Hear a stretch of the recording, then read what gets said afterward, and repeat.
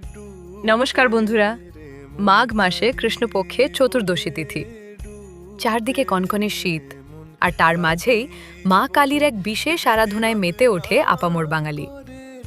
আজ আমরা কথা বলবো রটন্তী কালী পূজা নিয়ে। কেন এই পূজাকে রটন্তী বলা হয়, এর মাহাত্ম্যই বা কী, আর মা দক্ষিণা কালীর সঙ্গে এই পূজার সম্পর্ক কোথায়, আজ সবটা জানাবো এই ভিডিওতে।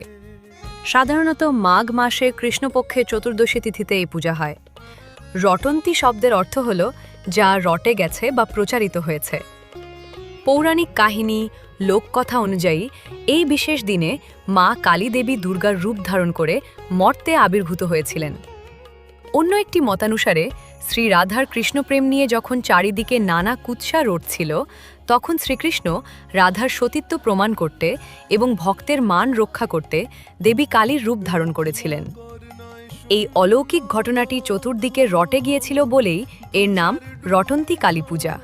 রটন্তী কালী পূজার কথা হবে, আর দক্ষিণেশ্বরের মা ভবতারিণীর কথা উঠবে না, তা কি হয়? 1855 সালে রানী রাসমণি যখন দক্ষিণেশ্বর মন্দির প্রতিষ্ঠা করেন, সেদিনটিও ছিল এই রটন্তী চতুর্দশী। সেই কারণেই প্রতি বছর এই তিথিতে দক্ষিণেশ্বরে মা ভবতারিণীর বিশেষ পূজা ও রাজবেশ অনুষ্ঠিত হয়।